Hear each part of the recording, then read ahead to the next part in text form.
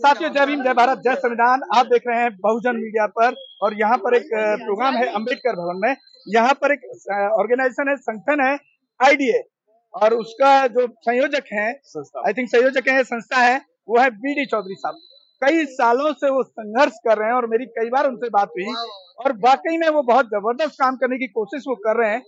लेकिन जब मैंने प्रैक्टिकल उनसे मेरी बात हुई, मैंने कहा कि ये शायद प्रैक्टिकली आपके लोग शायद इस पे आएंगे नहीं और शायद ये एक्सपीरियंस आपको धीरे धीरे हो रहा होगा। तो उनका जो कोशिश है, अच्छा काम इसलिए बोल रहा हूँ, उन्होंने ये बीड़ा उठा लिया कि जितने भी राजनीतिक पार्टियां हैं तब तक एक प्लेटफॉर्म पर नहीं आएंगी, तब तक बहुजन समाज की लड़ाई को लड़ना या सत्ता हथियाना नामुमकिन है। और ये बिल्कुल सही बात है। तो बात करेंगे बीडी चौधरी साहब, आप किस तरह से देख रहे हैं, कुछ कामयाबी हासिल होती नजर आ रही है? सबसे पहले तो मैं आपके चैनल को और आपको मैं धन्यवाद देता हूं कि आपने ये हमें अवसर दिया कि आप हमारी बात देशवासियों के सामने पहुंचाने का काम करें, तो इसके लिए बहुत बहुत साधुवाद। देखिए साहब, अभी हमारे आपके सामने जो देशवासियों के सामने जो 85% से ज़्यादा जनसंख्या अपने बहुजनों की है, इनके सामने एक बहुत बड़ी पहाड़ जैसी बड़ी समस्या है। और उस पहाड़ जैसी बड़ी समस्या को हमारे सारे बुद्धिजीवी लोग बताते हैं और उसके जिक्र करते हैं कि हमें एनडीए गठबंधन की सत्ता से मुक्ति चाहिए। हम सीधे बात इसलिए कर रहे हैं यहाँ पर क्योंकि आज हमारी आपकी जो नीड है, देशवासियों की जो नीड है, देशवासियों की जो जरूरत है, वो जरूरत है देश से, राज्यों से और केंद्र से एनडीए गठबंधन की सरकार को हटाने की जरूरत है। सारे लोग हटाने के लिए, सारी विपक्षी पार्टियां एनडीए गठबंधन की सरकार को हटाना क्यों चाहती हैं? क्योंकि देश में बहुजनों के हितों के जो भी नियम कानून हैं, उनके ऊपर प्रहार किया जा रहा है।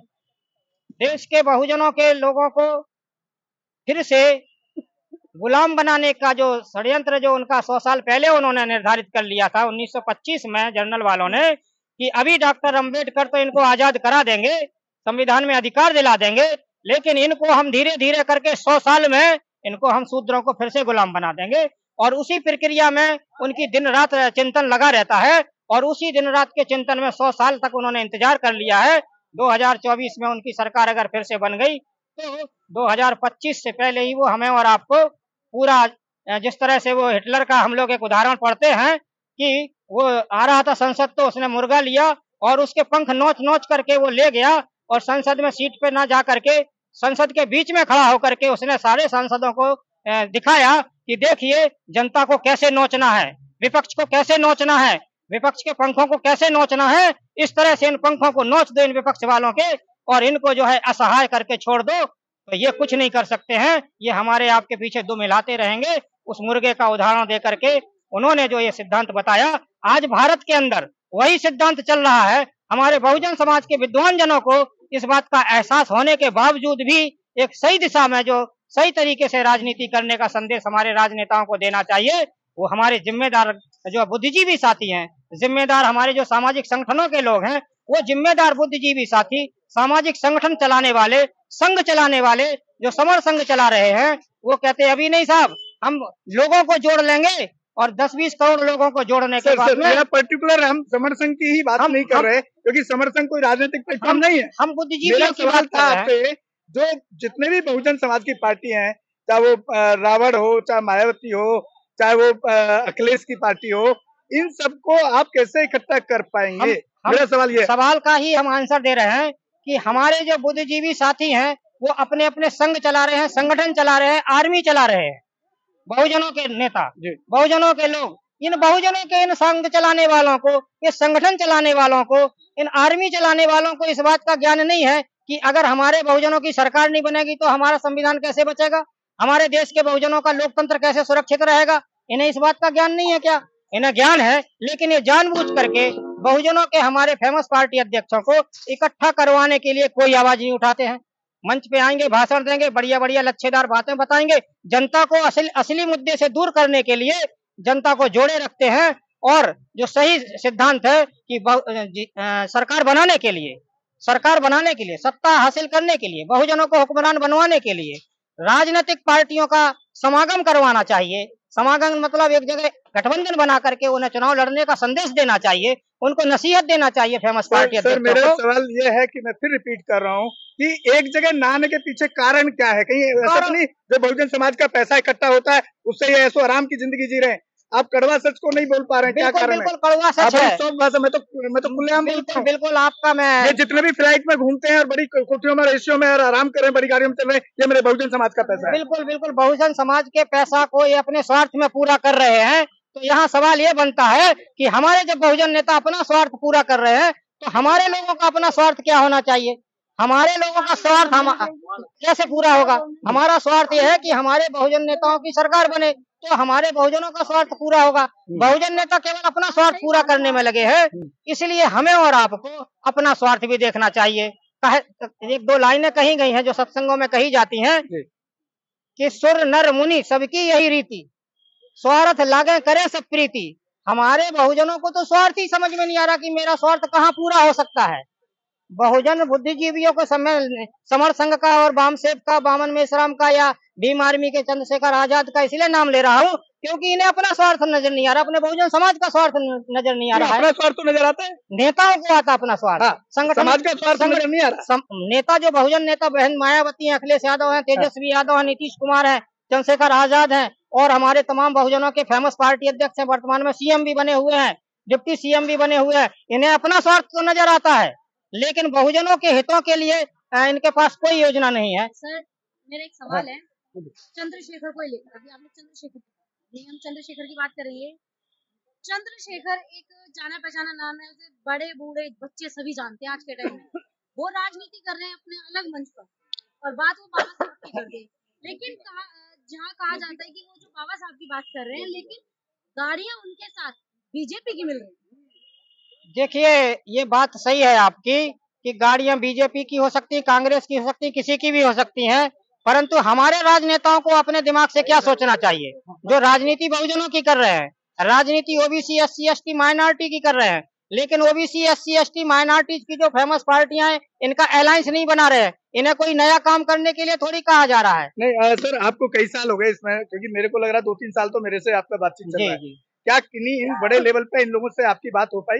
देखिए साहब, आपको टाइम दिया हम लोगों ने मिलने के लिए टाइम मांगा, ज्ञापन दिए, ज्यादातर लोगों ने तो टाइम दिया, बातों को सुना और सुन करके उन्होंने कहा ठीक है देखेंगे। इन बड़े में से किसने आपको टाइम नहीं दिया? बहन जी का टाइम नहीं मिला केवल, बाकी सबसे आपकी बात हुई। बाकी हमने सबसे टाइम लिया, हमारे प्रतिनिधि में हमारे सारे लोग गए। इसके अलावा हमारे साथ कई पार्टियां भी जुड़ गई थी, वो पार्टियों के लीडर भी गए। अभी हमने कुछ दिन पहले माननीय सांसद एनके सरैनिया साहब के साथ मुलाकात की, उन्होंने भी आईडीए के साथ में काम करके और काम करने का काम किया, तो वो भी अभी आईडीए गठबंधन की लीड ले रहे हैं। अगर ये नहीं मानेंगे तो आप फिर आखिर लास्ट तक क्या लड़ाई? हमारे साथ तो साहब हमारी जनता अगर ये बात को नहीं समझ रही है, बहुजन अपना खुद का हित नहीं समझ रहे हैं, तो लड़ाई कौन लड़ेगा बहुजनों के लिए? अगर बहुजन लड़ाई नहीं लड़ेंगे और बुद्धिजीवी पढ़े लिखे लोग लड़ाई नहीं लड़ेंगे, बुद्धिजीवी पढ़े लिखे लोग अगर बहन जी से नहीं कहेंगे कि बहन जी आपकी पार्टी राष्ट्रीय स्तर की पार्टी है, बीजेपी राष्ट्रीय स्तर की पार्टी है, उसने एनडीए बनाया, क्यों बनाया? उसने मूर्ख है क्या बीजेपी वाले? उन्होंने गठबंधन इसलिए बनाया कि वो सत्तासीन हो सके, कांग्रेस ने गठबंधन इसलिए बनाया कि वो सत्तासीन हो सके। तो बहन जी को सत्तासीन होने के लिए अपनी बहुजनों की फेमस पार्टियों के गठबंधन को बनवाना चाहिए था। इन्होंने ये जिम्मेदारी क्यों नहीं निभा रही है बहन जी?